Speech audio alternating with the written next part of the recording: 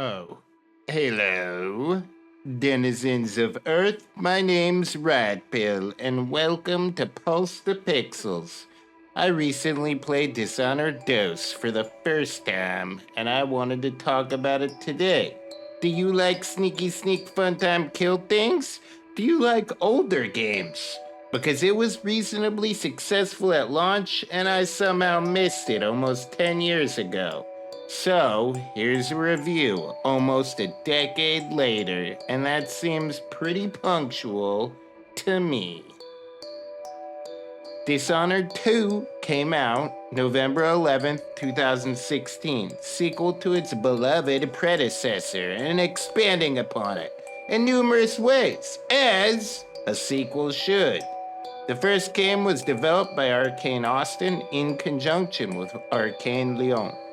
Dishonored Dose was developed solely by the Leon Studios, as Arcane Austin was busy developing Prey, which I would say is Arcane's magnum opus, if you're asking me.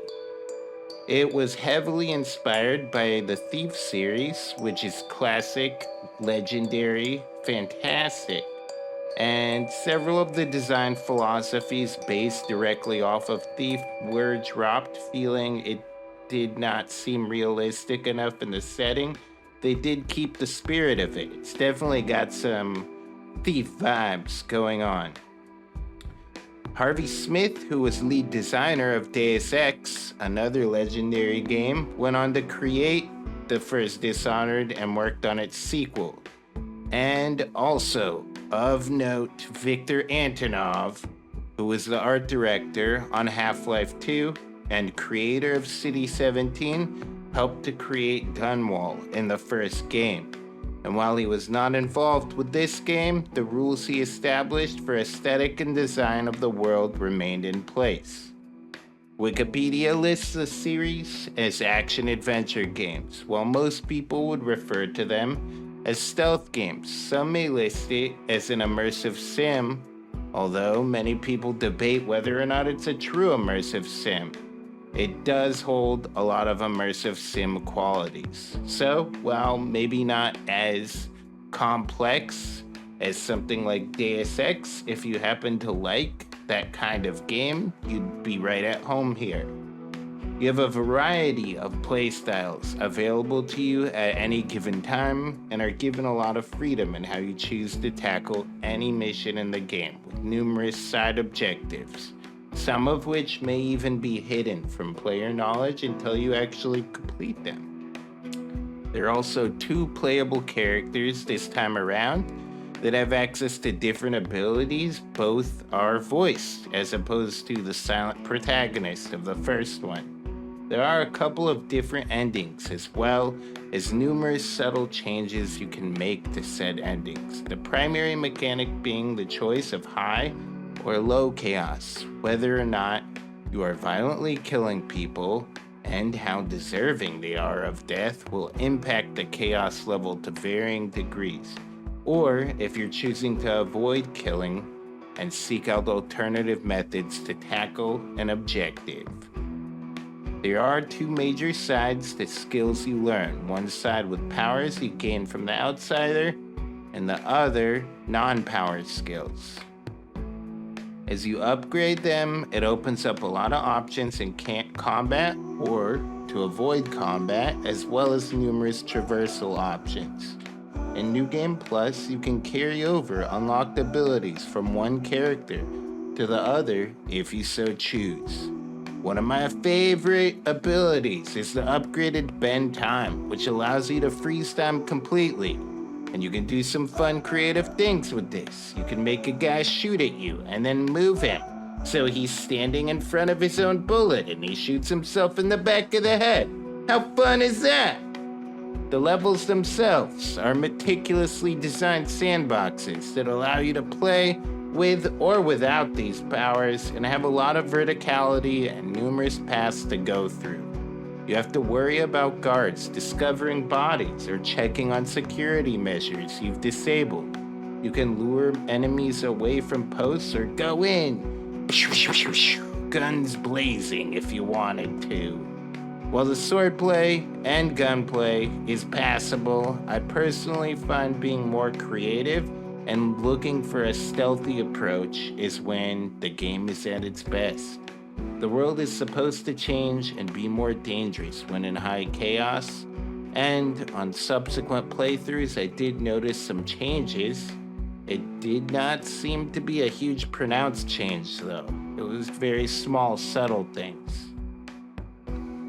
The world design and lore surrounding it is incredibly well done. It takes place about 15 years after the first game, although I wouldn't say you see a lot of technological advancements to set it apart from its predecessor.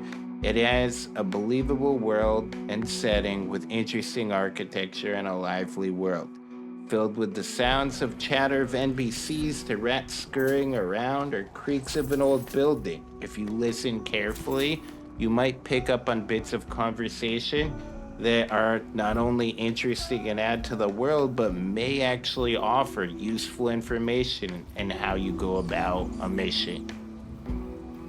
The aged and lived-in look of the buildings and the sounds that accompany this world are really quite well done.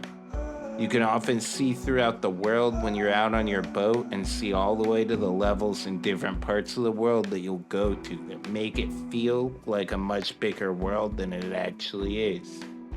And being up high looking down upon the streets you were traversing a half hour earlier is really a cool sight to behold. The voice acting is also very well done with some notable actors such as Pedro Pascal, Sam Rockwell, and Vincent D'Onofrio.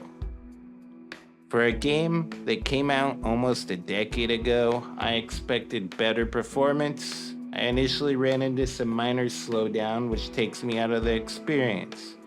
I was able to tweak some settings on my computer, check on driver updates and everything, and eventually I got it running at a stable frame rate.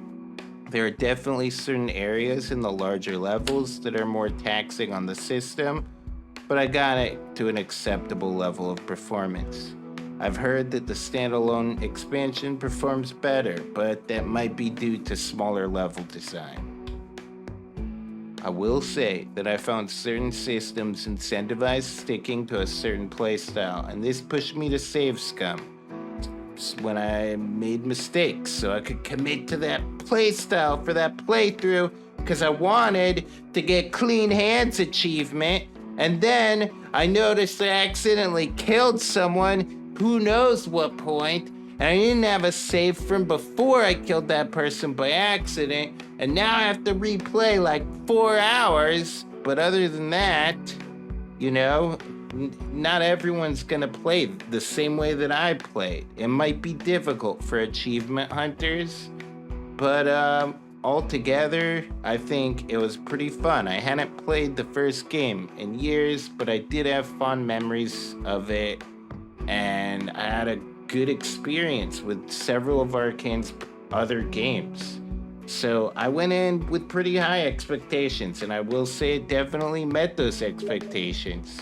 Overall, the levels were fun and memorable, with a few absolute standout gems. I particularly liked the Clockwork Mansion. I enjoyed the sandbox nature of its level design and creativity it encourages players to use. I just disliked how it incentivized certain commitments to things. Altogether, it's a game that can offer a decent amount of replayability with its different playstyles and a lot of lore to discover, or collectibles if you're into that sort of thing. I enjoyed the narrative enough as well. It's not my favorite story ever, but I liked a lot of the characters and I loved the world. Being an older game, $30 at full price kinda seems a bit steep. I will say it's well done and you'll definitely get your money's worth. But fuck Bethesda. It often sees discounts of up to 90% off. And I'd say if you can pick it up for around $3, absolute steal. Definitely gets this cat's recommendation. Till next time, boys and girls, over and out.